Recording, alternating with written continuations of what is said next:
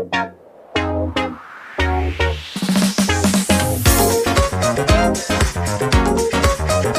Everyone, welcome back to the channel. आज हम करने वाले हैं एसएससी सीजीएल में आया हुआ क्वेश्चन जो कि 2004 में रिपीट हुआ, wasting any time. Find two 3 digit numbers whose HCF is 68 and LCM is 6188। तो इस क्वेश्चन में आपको 2 नंबर्स निकालने हैं, ठीक है। 2 नंबर्स होंगे और दोनों नंबर्स में 3 डिजिट्स होने चाहिए, ऐसे, ठीक है। जैसे कि सपोज आ गया 216, 389, कुछ भी 3 डिजिट के नंबर्स निकालने हैं जिनका अगर आप एलसीएम लो तो आना चाहिए 6188 और एचसीएफ लो तो आना चाहिए 68, ठीक है। तो इस क्वेश्चन को सॉल्व कैसे करना, उसके लिए आपको सबसे पहले एलसीएम और एचसीएफ की बेसिक नॉलेज तो बहुत अच्छे से होनी चाहिए। अब इस क्वेश्चन के लिए जो भी चीज़ें चाहिए वो हम पहले डिस्कस करेंगे, मतलब मेन कंसेप्ट, बेसिक कंसेप्ट जो भी आपको इसमें यूज़ होने वाला है वो डिस्कस करेंगे और उसके बाद मेन क्वेश्चन स्टार्ट करेंगे, ठीक है। सबसे पहले आपको सिंपल सी चीज़ क्या पता होना चाहिए, अगर किसी भी क्वेश्चन का आपको एचसीएफ गिवन है उसका मतलब है कि आपको उन 2 नंबर्स का एक बेसिक मल्टीपल गिवन है, ठीक है। आपको ऐसा एक नंबर गिवन है जिनके मल्टीपल्स वो नंबर हो सकते हैं। फॉर एन एग्जाम्पल मैंने बोला कि आपके पास 2 नंबर्स हैं 24 और 36, ठीक है। आपके पास ये 2 नंबर्स हैं और इनका अगर आपने एचसीएफ फाइंड करा है तो वो आपके पास आया है 12, ठीक है। ऑब्वियस सी बात है। अब 12 को मैं बोल सकती हूँ कि ये दोनों जो नंबर्स हैं ना वो 12 के मल्टीपल हैं, मतलब 12 के टेबल में आते हैं। अगर मैं 24 को लिखना चाहूँ तो मैं लिख सकती हूँ 12 × 2 और अगर मैं 36 को लिखना चाहूँ तो मैं लिख सकती हूँ 12 × 3, राइट। तो मैं क्या बोलूँगी कि जो भी एचसीएफ होता है, जिन नंबर्स का वो एचसीएफ निकाला गया है, मतलब वो 2 नंबर्स एचसीएफ के मल्टीपल्स होते हैं। क्या होते हैं? मल्टीपल्स, मतलब उसकी टेबल में वो आ सकते हैं, ठीक है। 12 के टेबल में 24 आता है 2 बार में, 12 के टेबल में 36 आता है 3 टाइम्स में। फाइन, ये आपको बहुत अच्छे से समझ आ गया होगा। तो क्या अब आप ये सोच सकते हो कि आपको जो क्वेश्चन है कि आपको क्वेश्चन में 2 नंबर्स निकालने हैं जो कि 3 डिजिट्स के हैं, कोई 2 नंबर्स हैं जिनका एचसीएफ 68 है, मतलब जो भी वो 2 नंबर है ना 68 के टेबल में पक्का आते होंगे। अब हमें पता क्या नहीं है, हमें ये नहीं पता कि वो 68 के टेबल में कितनी बार में आते होंगे। हो सकता है वो 68 वनजा पे आते हों, है ना, हो सकता है वो 68 नाइनजा पे आते हो सकता है वो 68 152जा में आते हो। हमें नहीं पता हो कि वो कितनी बार में आते होंगे 68 के टेबल में, पर ये पक्का पता है कि वो दोनों नंबर 68 के मल्टीपल्स हैं। क्या है इसके? मल्टीपल्स, मतलब इसके टेबल में पक्का आते होंगे। फाइन, तो अगर आपको ये चीज़ समझ आ गया, अब आपको बहुत इजीली क्वेश्चन समझ आ जाएगा, ठीक है। अब ये रफ कर रही हूँ मैं, तो अब आपको सिंपली क्या पता है, आपको पता है अगर किसी भी वर्ड प्रॉब्लम टाइप के क्वेश्चन में आपको कुछ भी फाइंड आउट करना होता है, आप क्या करते हो, सबसे पहले लेट करते हो। हमें इसमें 2 नंबर्स निकालने हैं तो हम उन्हें लेट करेंगे, लेट द 2 नंबर्स भी। अब क्या लेट करेंगे, किसके मल्टीपल्स हैं?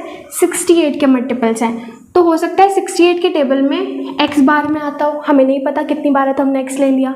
दूसरे हम बोल दें कि हो सकता है 68 के टेबल में y बार में आता हो। अब आप सोच रहे कि हमें नहीं पता x क्या है या फिर y क्या नंबर है, तो हमने x और y को अलग अलग क्यों लिया है? क्योंकि ये ऑब्वियस सी बात है कि वो 2 नंबर्स सेम तो नहीं होंगे, ठीक है। अब वो 2 नंबर सेम नहीं होंगे तो वो 68 की टेबल में अलग अलग बार में आते होंगे, मतलब या तो हो सकता है 2 बार में और 12 बार में आते हो, या हो सकता है 68 के टेबल में 19 बार में और 68 के टेबल में 36 बार में आते हो, या कोई भी रैंडम नंबर, लेकिन दोनों नंबर अलग अलग होंगे। इसलिए हमने x और y अलग अलग वेरिएबल्स लिए हैं। आप कभी भी सेम वेरिएबल नहीं लेट करेंगे, ठीक है। ये तो हमने 2 नंबर्स ले लिए। हमें क्या क्या चाहिए, देखो 2 नंबर ले लिए हैं, एचसीएफ गिवन है, एलसीएम गिवन है। अब एलसीएम क्या होगा, देखो यहाँ पर हम छोटी सी क्वेश्चन बनाने वाले हैं, ध्यान से देखना, बहुत ईजी क्वेश्चन है। हमें बोला हुआ है कि इन 2 नंबर का जो भी एलसीएम है ना वो है 6188। दोनों नंबर्स का एलसीएम क्या है? 6188। अब अगर मैं सिंपली इन 2 नंबर्स का एलसीएम निकालना चाहूँ, अगर आप इसे देखना चाहो तो आप इसे ऐसे देख सकते हो कि 68x 68y, ठीक है। 68 से करा हमने 1x और 1y आ गया, ठीक है। फिर x से करा x 1 x, y ऐसे ही रह गया, 1y या y एक ही बात है। फिर y से करा तो 1 और 1, ठीक है। सिंपली समझ आया, मैंने आपको बिल्कुल बच्चों वाले मेथड से कराया ये, है ना। तो ये क्या आ गया हमारे पास एलसीएम 68 × x × y। आ गया 68xy। फाइन, ये हमारा एलसीएम है। तो हमने क्या बोला कि भाई हमारे पास जो एलसीएम आया था वो आ गया 68x और y। ठीक है, ये तीनों मल्टीप्लाई में आपको पता है। अब आपको पता है यार, अभी क्वेश्चन में गिवन था एलसीएम कितना था, 6188 था। मैं वैल्यू पुट कर सकती हूँ = 68xy। अभी देखो आपको पता है तीनों एक दूसरे से मल्टीप्लाई में, और नंबर इधर है, मुझे अच्छा नहीं लग रहा है, मैं दूसरी साइड ले जा रही हूँ। इधर मल्टीप्लाई में, दूसरी साइड जाके क्या हो जाएगा, डिवाइड। 6188/68 आपके पास क्या आने वाला है, एक्स वाई की वैल्यू। एक्स और वाई एक दूसरे से मल्टीप्लाई में है, ठीक है। यहाँ पे आ जाएगा आपके पास 91। अब आप खुद सोचो कोई ऐसे नंबर्स बताओ जिन्हें अगर मैं मल्टीप्लाई करूँगी तो आएगा 91, ठीक है। कोई ऐसे दो नंबर्स बताओ जिन्हें अगर मैं मल्टीप्लाई करूँगी तो आएगा 91। अब आप सोचोगे दो नंबर्स क्यों, क्योंकि एक है एक्स और एक है वाई, ठीक है। अब आपके दिमाग में सिंपली चीज़ें चल रही होंगी, क्या आपने बोला 1 × 91, ऑब्वियस सी बात है, मल्टीप्लाई करोगे 91 आएगा। अब ये मत बोलना 91 × 1, एक ही बात है वो, ठीक है। दूसरा क्या आ सकता है, 13 × 7, 13 7 से 91 होता है। फाइन, अभी हम ये सोचेंगे कि यार इनमें से सही आंसर कौन सा हो सकता है, कोई एक ही सही आंसर होगा, दोनों तो होंगे नहीं। तो हम इन दोनों वैल्यूज़ को इन नंबर्स में पुट करेंगे और सीधा आंसर निकालेंगे, देखते हैं कौन सा सही आता है, फिर से सही आंसर मान लेंगे, ठीक है। अभी देखो ये पहले लिखा हुआ है, इसे मैं x मान लेती हूँ, बाद में लिखा हुआ है इसे y मान लेती हूँ, क्योंकि हमारे पास x y आए हैं। आप उल्टा भी कर सकते हो, इसमें कोई गड़बड़ नहीं होगी, यहाँ x यहाँ y, ठीक है। आपके पास है 68x और 68y।